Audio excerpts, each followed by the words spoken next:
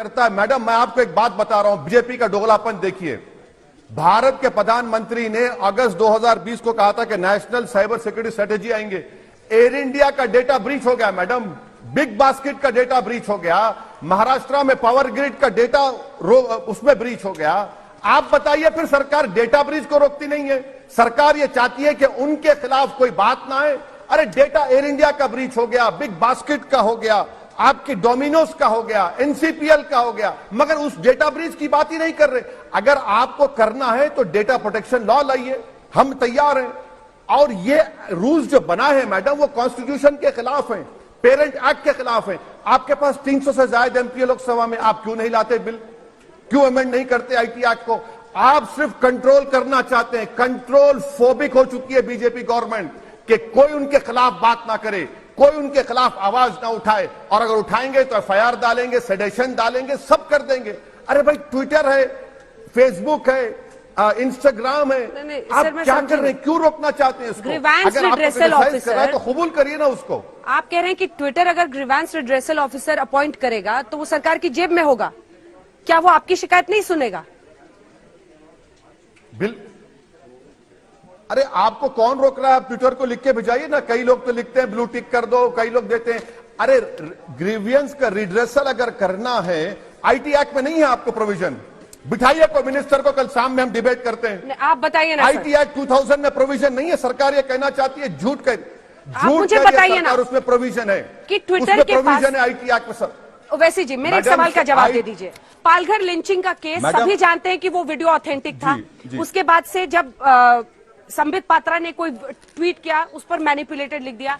कौन सी investigating agency है Twitter के पास? इस पर क्यों नहीं शिकंजा कसना चाहिए कि वो आप एक ऑथेंटिक वीडियो को कहते हैं कि इसको हटा दीजिए वरना आपका अकाउंट इनएक्टिव हो जाएगा, आप मैनिपुलेटेड मीडिया लिखते हैं। कोई तो बेसिस होगा ना, एक ट्रांसपेरेंसी होनी चाहिए ना। चाहे आप लोगों को बड़ा अच्छा लग रहा हो ट्विटर, क्योंकि आपको लगता है कि विरोध की आवाज वहां पर बुलंद की जा सकती है, अच्छी बात है, होनी भी चाहिए, लेकिन ट्रांसपेरेंसी के खिलाफ क्यों हो गए हैं आप इस वजह से? मैडम, आप ये क्यों भूल रही हैं कि पलघर में तो कहा गया कि मुसलमानों ने मारा उनको? आप ये भी भूल जा रही हैं कि पहले तो जो बात जो मीडिया ने शुरू करे, मुसलमानों ने मारा, बाद में मालूम हुआ कि और लोग थे।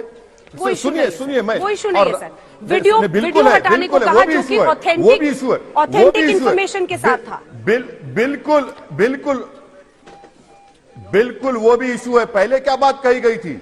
मुसलमानों ने मारा पलघर में, और पलघर का तो केस चल रहा है ना बॉम्बे हाई कोर्ट में, अब मालूम हो जाएगा। रहा सवाल बीजेपी का टूल किट का, तो अब तक एक्शन क्यों नहीं लिए? और टूल किट क्या होता है? तो दिल्ली स्पेशल सेल की पुलिस जो टेररिज्म देखती है, ट्विटर के ऑफिस को पहुंच जाती है।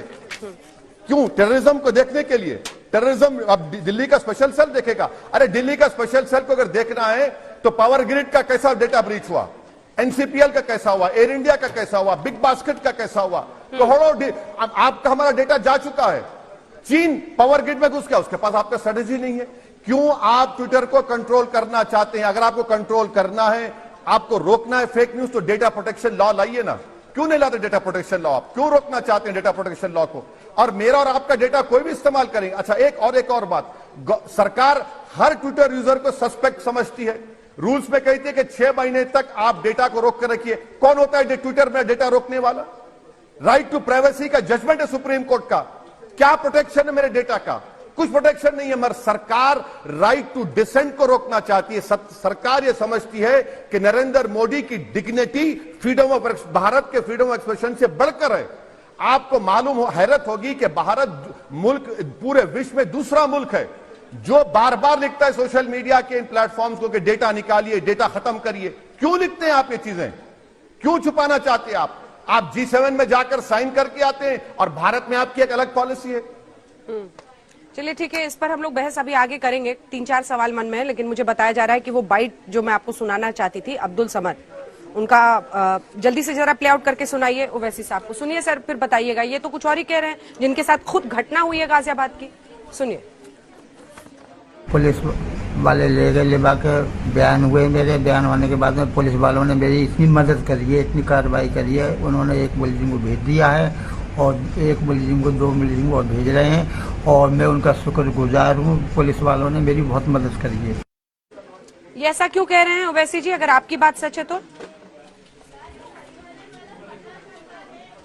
नहीं, मेरी बात सच इसलिए है और हो जाएगी कि कल आज तक के हल्ला बोल प्रोग्राम में अब्दुल समद के बेटे को अंजना ओम कश्यप बुलाएंगी और पूछेंगी कि बताइए क्या आपने लिख कर नहीं दिया था कि जेएसआर का नारा लगाओ, अगर पानी पीना है तो फुला पी लो। आप पूछ लीजिए बुलाकर, उनका बेटा ऑन रिकॉर्ड कह रहा है, आप उनके बेटे से बुलाकर पूछ लीजिए कि हमारा पेशा कारपेंटरी का है, ताबीज देने का नहीं है। आप आदिल के भाई को बुला लीजिए। अरे मैडम, जब पुलिस पे भरोसा तो करना ही पड़ेगा ना। ये ऐसी चीज है कि भरोसा भी करो और फिर एंगल आ गया उसमें।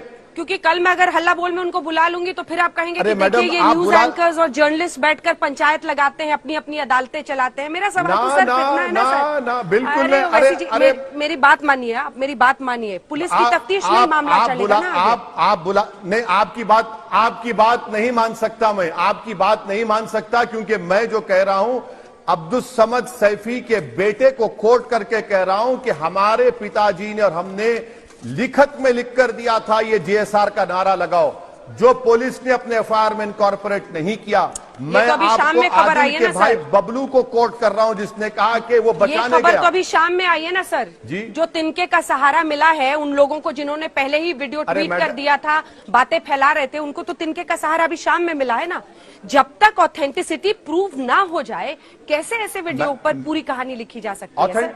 ऑथेंटिसिटी मैं इसीलिए कह रहा हूं ना कि आज तक ऑथेंटिसिटी हो जाएगी। आप बुला लीजिए अब्दुल समद के बेटे को और पूछिए कि ओवैसी ने आज प्रोग्राम में बात कही थी कि आपने लिख कर दिया था, आपका तावीज का धंधा नहीं है। आप बबलू को बुला लीजिए, सब मालूम हो जाएगा ना। हम ये पूछना चाह रहे हैं कि आखिर सरकार इस वाकये को इस नजरिए से क्यों नहीं देख रही है कि 2014 से जो वाकयात चलते आ रहे हैं ये तो हेट क्राइम है। और अच्छा, और आखिरी बात अब याद आ गया, आपने आईटी एक्ट का पूछा था मैडम, सेक्शन 69 सबसेक्शन 3 देख लीजिए आप। Section 69 subsection 3 of IT act देख लीजिए 2000। ठीक है, एक आखिरी सवाल क्योंकि वक्त अब का अंत आ रहा है, जल्दी से आप मुझे बताइए कि क्या आरिफ, आदिल, मुशाहिद आदि जिन लोगों को पकड़ा है पुलिस ने, ये भी जबरदस्ती कह रहे थे अब्दुल समद से कि आप जय श्री राम के नारे लगाइए? ये तो अब्दुल समद सैफी के बेटे कह रहे हैं, यही तो बात कह रहे हैं। इनके बेटे को आप बुला लीजिए मैडम, आप बुला लीजिए, आपको अंदाजा लग जाएगा, आपको सच्चाई मालूम हो जाएगी।